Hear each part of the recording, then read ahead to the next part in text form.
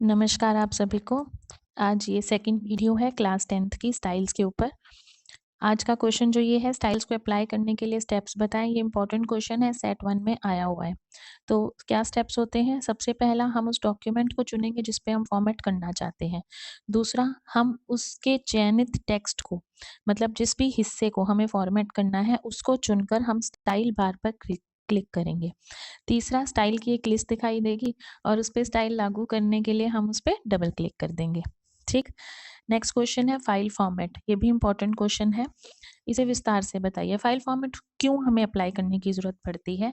किसी भी डॉक्यूमेंट पे अलग अलग जगह पे कोई अक्षर है जिसको हमें स्टाइल देना है, तो उस अलग अलग जगह पे ना जाकर हम इकट्ठा फाइल फॉर्मेट के द्वारा ही एक ही सुविधाजनक तरीके से इसके ऊपर स्टाइल अप्लाई कर सकते हैं। ठीक है। और ये कहाँ मिलता है? जो हमारा साइड बार मेन्यू है, अगर हम उसके राइट साइड देखें तो ये दूसरा या तीसरा आइकन होता है। अब इसको कैसे लागू करेंगे? सबसे पहला, स्टाइल के लिए एक डॉक्यूमेंट को ओपन करेंगे। ठीक है, एक मिनट। सबसे पहला स्टेप है ये, स्टाइल के लिए डॉक्यूमेंट को ओपन करेंगे। दूसरा, स्टाइल विंडो ओपन करेंगे और स्टाइल की कैटेगरी चुन लेंगे। ठीक। अब स्टाइल की कैटेगरी किससे चुनोगे? जब भी हम किसी चीज को चुनते हैं उसकी ड्रॉप डाउन लिस्ट आती है, उसमें से हम जो भी स्टाइल लगाना चाहते हैं उसको चुन लेंगे।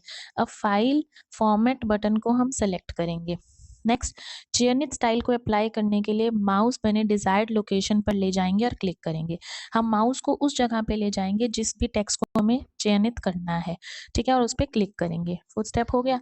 फिफ्थ में, जब तक पूरे डॉक्यूमेंट में वो स्टाइल अप्लाई नहीं हो जाता तब तक हम स्टेप 4 को रिपीट करते रहेंगे। लास्ट, फाइल फॉर्मेट ऑप्शन से बाहर आने के लिए एस्केप की को हम दबाएंगे। ठीक है, एस्केप कुंजी जो सबसे ऊपर होती है उसको दबा के हम इस फाइल फॉर्मेट ऑप्शन से बाहर आ सकते हैं।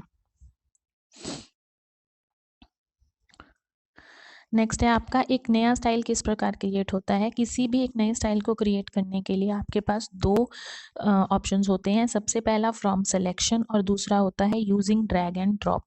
ठीक। अब फ्रॉम सिलेक्शन से क्या होता है? अब जो क्वेश्चन 8 है उसमें इन दोनों को डिटेल में पढ़ेंगे। जब भी कोई मौजूदा स्टाइल हमें अपने हिसाब से बदलना होता है तो उसके लिए एक शब्द यूज होता है कस्टम। कस्टम का मतलब होता है हमारे हिसाब से, और एक शब्द होता है डिफॉल्ट। डिफॉल्ट का मतलब होता है कंप्यूटर के हिसाब से। ठीक है, तो फ्रॉम सिलेक्शन देख लेते हैं।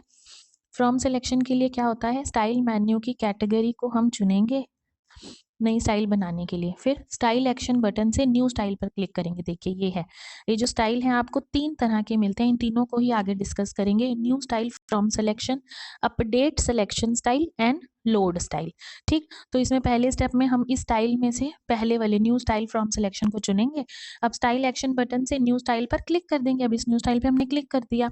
और तीसरा, न्यू स्टाइल के नाम को सेव करने के लिए ओके पर क्लिक करेंगे। अब नए स्टाइल की जब वो स्क्रीन ओपन होगी तब जो भी हमने उसको नया स्टाइल देना है देकर उसे सेव कर लेंगे।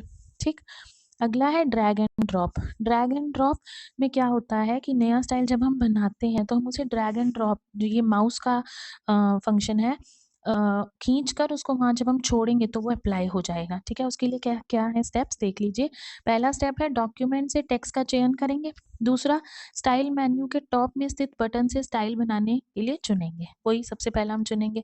डॉक्यूमेंट से टेक्स्ट के चयनित हिस्से को ड्रैग करके उसे स्टाइल मेन्यू पर ड्रॉप कर देंगे। अब जो मेरा हिस्सा था जिसको मैंने चेंज करना था, ठीक, उसको मैं ड्रैग कर कर माउस से खींच कर उसको उस स्टाइल मेन्यू पर छोड़ दूंगी। टेक्स्ट को ड्रैग करते समय हम कर्सर की शेप को जांच लेंगे। ड्रैग करने की एरो कर्सर की शेप होती है, उसको हम देख लेंगे। लास्ट स्टेप, न्यू स्टाइल के नाम को सेव करने पर ओके पर क्लिक करेंगे। ठीक। क्वेश्चन 9 है, स्टाइल को अपडेट करने के लिए चयन कीजिए। बहुत आसान है, कुछ भी नहीं है इसमें।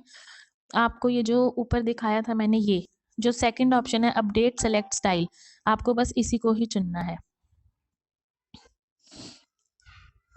बदलाव करने के लिए पेज या पैराग्राफ का चयन करेंगे। देखिए स्टाइल का जो भी लिख रहे हो, पहले दो जो स्टेप हैं सब में सेम है।